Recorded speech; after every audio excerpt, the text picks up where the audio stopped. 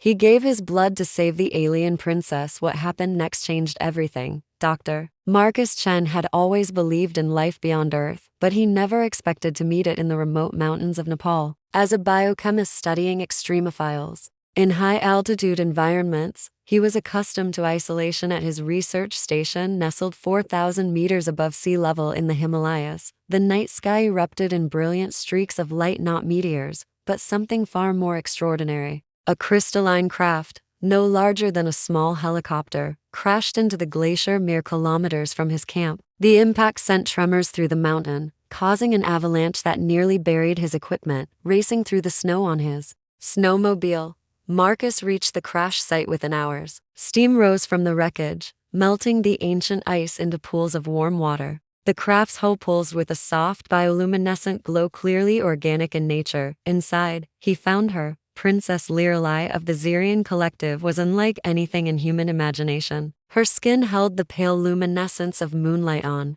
water, and her elongated limbs spoke of evolution in lower gravity. Most striking were her eyes, large, silver orbs that reflected intelligence and pain in equal measure. She was unconscious, her breathing shallow, with a deep gash across her shoulder leaking fluid that sparkled like liquid starlight. Marcus's medical training kicked in immediately. He carefully extracted her from the wreckage, noting that despite her alien physiology, her basic anatomy followed patterns he could understand. Her blood, if it could be called that, was losing its luminescent quality, clearly a sign of severe trauma. Back at his research station, a converted monastery that had served as a refuge for centuries, Marcus worked frantically to stabilize her condition. His laboratory, equipped for analyzing extremophile bacteria, now hosted the most important patient of his career. The irony wasn't lost on him. He'd spent years studying life in extreme conditions, never knowing he'd one day treat a being from the most extreme environment of all. As he cleaned her wounds, he noticed something remarkable.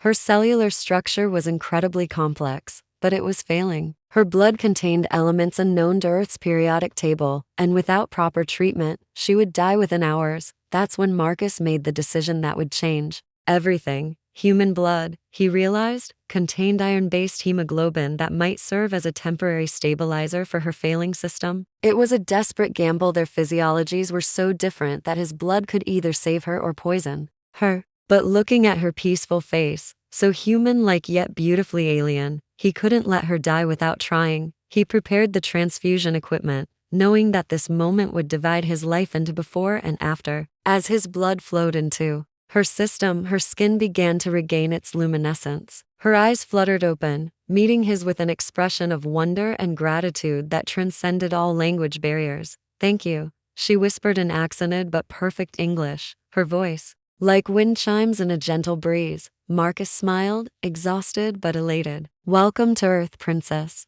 Neither of them knew that this act of compassion had just triggered an intergalactic incident that would soon bring both salvation and war to their doorstep. Princess Liralai's recovery was nothing short of miraculous. Within days, the human blood had not only stabilized her system but created an unprecedented biological symbiosis. Her natural healing abilities, enhanced by Marcus's iron-rich blood, accelerated her recovery beyond what either species could achieve alone. The converted monastery provided the perfect sanctuary. Ancient stone walls that had sheltered monks for centuries now protected secrets that could reshape humanity's understanding of the universe. Marcus had chosen this location for its isolation and the geothermal vents that powered his research now. Those same features concealed their presence from the search parties he was certain would come. During her recovery, Liralai shared her story. She was the youngest daughter of the Zirian Collective's ruling family, a brilliant scientist in her own right who had been conducting unauthorized research on primitive worlds. Her crash wasn't accidental, it was sabotage. Political rivals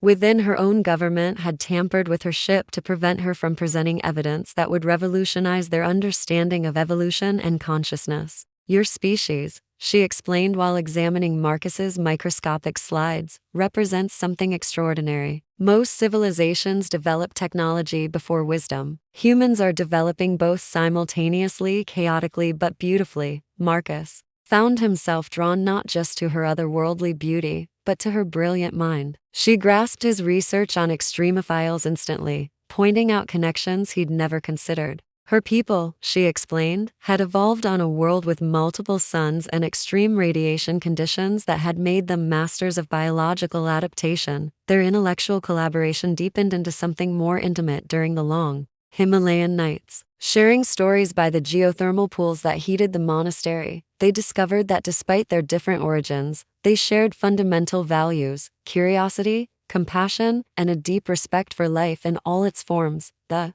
transfusion had created an unexpected side effect. Marcus found his senses heightened, his mind sharper. He could perceive electromagnetic fields and even sense Lorelai's emotions when she was near. She, in turn, had gained an appreciation for human intuition and emotional complexity that her purely logical species rarely experienced. Their peaceful interlude shattered on the seventh day when detection drones appeared in the mountain valleys. The Xerian collective had found them, but they weren't alone. Human military satellites had also detected the alien technology, and both species were converging on their location. "They'll separate us," Lorelai said urgently as they watched the approaching aircraft through Marcus's telescope. "My people will take me home and ensure I never speak of what I've learned here. Your government will detain you to learn what you know." Marcus gripped her luminescent hand. "Then we leave together. Where could we possibly go that both our species wouldn't find us?" Marcus smiled, thinking of the vast cave systems beneath the monastery that had been explored by only a handful of humans. Sometimes the best hiding place is right under their noses. As helicopters circled overhead and alien craft descended from the clouds, Marcus and Lorelai gathered their essential research and disappeared into the ancient tunnels that honeycombed the mountain. The monastery had protected refugees before now. It would shelter a love that could either unite two worlds or start a war that would consume both. The pursuit was about to begin, but they had something their hunters didn't: a shared purpose and a bond that transcended species. In the depths of the Himalayas, surrounded by ice and stone, they prepared to fight for a future where humans and Xerians could coexist. The blood that had saved her life now coursed through both their veins, creating a connection that would either be their salvation or their doom. The underground tunnels beneath the monastery stretched for kilometers, carved by centuries of geological activity and expanded by generations of monks seeking meditation. Chambers. Marcus led Lorelai through passages he'd mapped during 3 years of research, their path lit by her natural bioluminescence and his modified headlamp. Above them, the hunt intensified. Colonel Sarah Hayes of the U.S. Space Command had arrived with a full tactical team, while Xerian pursuit ships established a perimeter around the mountain range. Both forces were operating under strict orders: capture their targets alive and extract all information about the unprecedented biological fusion that had occurred. Dr. Chen's blood work from his last medical exam shows impossible anomalies, Colonel Hayes reported to her superiors via encrypted satellite link. Enhanced cellular regeneration, elevated cognitive function, and neural patterns that don't match any known human baseline. Whatever happened up there has created something entirely new. Meanwhile, High Commander Zephyr of the Xerian fleet studied similar readings from Lorelai's biological signature. Her life signs had stabilized beyond normal parameters, suggesting an evolutionary leap that shouldn't have been possible. More concerning was the emotional resonance her scanners detected. Xerians weren't supposed to form deep emotional bonds, yet the princess's readings indicated a connection that bordered on the telepathic. In the tunnels, Marcus and Lorelai pressed deeper into the mountain, seeking the geothermal caverns where they could establish a temporary base. The journey was treacherous, requiring climbing skills and endurance that pushed both their enhanced abilities to the limit. "Your blood has given me something I never expected," Lorelai confided as they rested in a vast underground chamber filled with natural hot springs. "The ability to feel hope." Marcus studied her face in the ethereal light she cast. "And yours has shown me that loneliness isn't inevitable. Even if we're the only two beings in the universe who understand each other, that's enough." Their moment of intimacy was interrupted by the distant sound of drilling. Both search teams had detected the tunnel systems and were attempting to breach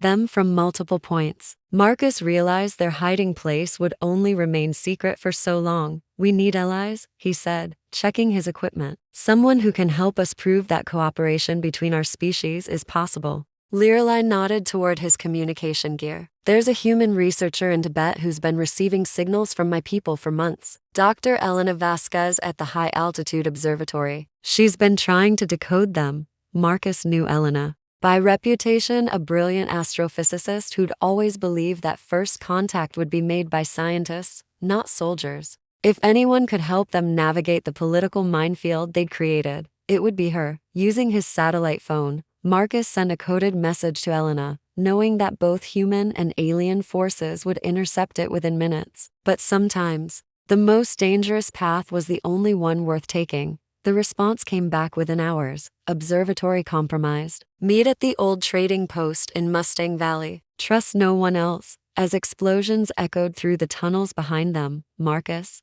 and Lirelai made their way toward the exit that would take them into the most dangerous phase of their journey. The hunt had become a race not just for their freedom, but for the future of two civilizations. Behind them, Colonel Hayes and Commander Zephyr were beginning to realize that their quarry wasn't just running, they were trying to prevent a war. The question was whether the hunters would understand that before it was too late. The blood bond between Marcus and Lirelai pulls stronger as danger approached, their shared consciousness preparing for the trials ahead. Love had made them stronger, but it had also made them targets in a conflict that neither species was prepared to handle. The journey to Mustang Valley required crossing 3 international borders and evading 2 different military forces, a task that would have been impossible without their enhanced abilities. Marcus's improved reflexes and Lirelai's natural camouflage capabilities, enhanced by human blood, allowed them to move through the rugged terrain between Nepal and Tibet. Like ghosts, Dr. Elena Vasquez waited at the ruins of an ancient trading post that had once connected the Silk Road routes.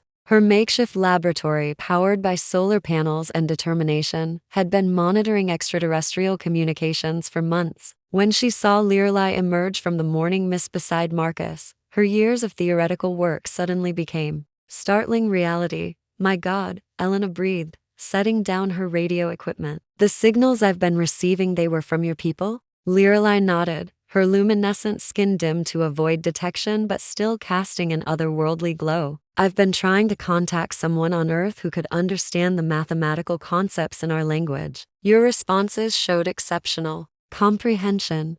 The reunion was brief. Military helicopters appeared on the horizon, followed by the distinctive shimmer of Xerian stealth craft. Both forces had tracked them to this location, and the ruins offered little protection. There's something you both need to know, Elena said urgently, pulling out a device that looked like a modified satellite dish. The communications between your species haven't been random. There's a pattern. Both sides have been planning for this moment for decades. She activated the device, projecting holographic displays that showed intercepted transmissions from both human and Xerian command structures. The truth was staggering. Both civilizations had known about each other for years, conducting secret negotiations while publicly maintaining ignorance. The crash was orchestrated, Marcus realized, studying the data. They wanted to create a biological bridge between our species. Lirelai's skin flared brighter with emotion. My people, they used me as an experiment, and your government allowed it to happen.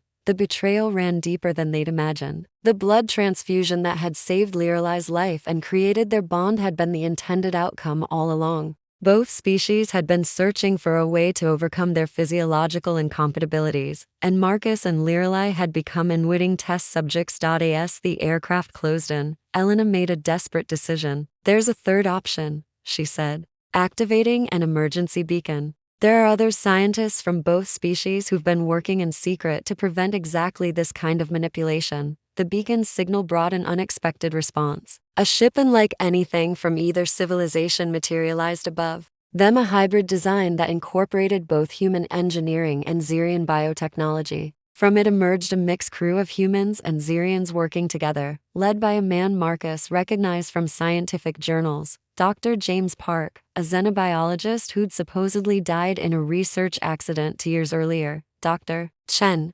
Princess Lirelai, Park called out as his ship descended. We've been waiting for you. The rescue ship provided sanctuary just as the military forces converged on their location. As they lifted off, Marcus and Lirelai watched human and Xerian aircraft face each other in the valley below, a standoff that could easily escalate into the First Interstellar War. Who are you people? Marcus asked as the ship climbed toward the stratosphere.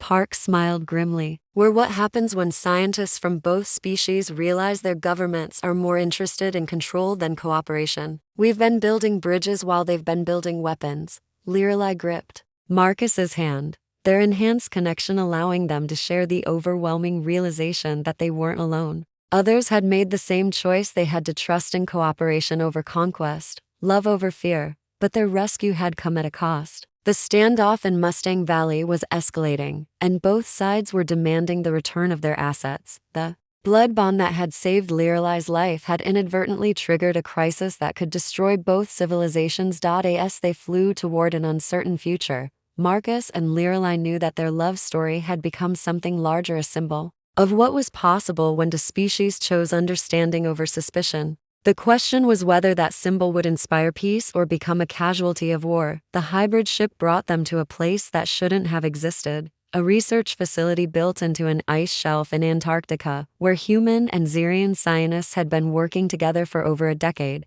The Aurora Research Station was a testament to what cooperation could achieve, a self-sustaining community that had solved energy, agriculture, and habitat challenges by combining the best of both species' technologies. Dr. Park led them through laboratories where human intuition merged with Xerian logic, creating innovations that neither species could have achieved alone. Geothermal power systems that would have taken humans decades to develop, biological computers that processed information at quantum speeds, and most remarkably, a medical bay where successful cross-species treatments had been perfected. "You're not the first," Park explained as they observed other human-Xerian pairs working together, their enhanced abilities allowing them to achieve extraordinary results. "The blood bond you share has been replicated 17 times now, each instance, creating individuals who serve as living bridges between our peoples." Marcus felt a mix of relief and anger. "So we were an experiment after all." "No," said Commander Arya, a Xerian scientist whose luminescent skin had taken on warmer tones after her own blood bond with a human partner. "You were a choice. Every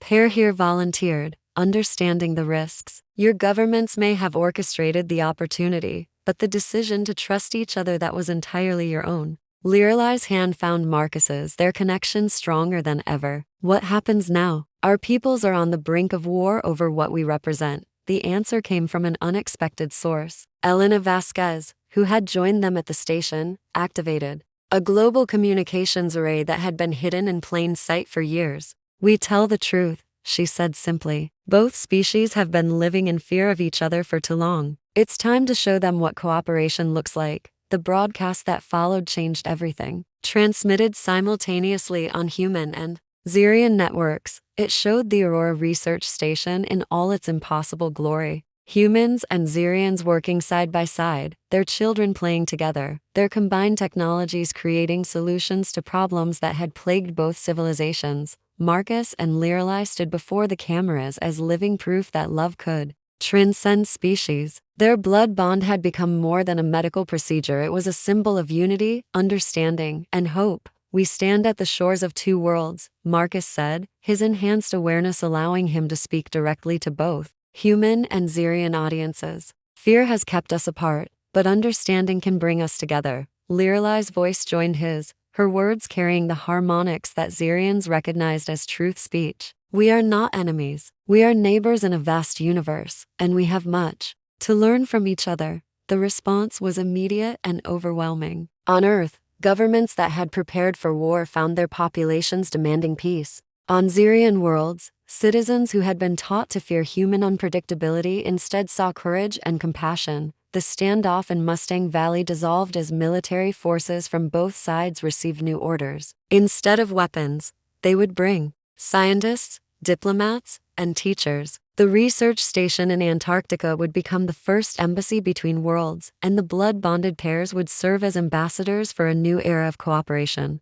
Months later, as Marcus and Lirelai watched the sunrise paint the Antarctic sky in impossible colors, they reflected on how far they'd come. The geothermal pools where they'd first shared their deepest thoughts had been replaced by biosphere gardens where plants from both worlds grew together in harmony. "Do you ever wonder what would have happened if you hadn't given me your blood?" Lirelai asked, her skin glowing softly in the dawn light. Marcus smiled, feeling the pulse of their shared connection. "I know exactly what would have happened. Two civilizations would have remained strangers, afraid of what they didn't understand. Instead, we've given them something better, a future where being different isn't a threat, it's a gift." As alien and human children played together in the gardens around them, their laughter echoing across the ice. Marcus and Lorelei knew that their love story had become something greater than themselves. They had proven that when courage meets compassion, even the vast distances between worlds could be bridged by understanding. The blood that had saved a princess had ultimately saved two civilizations from the fear that would have destroyed them both.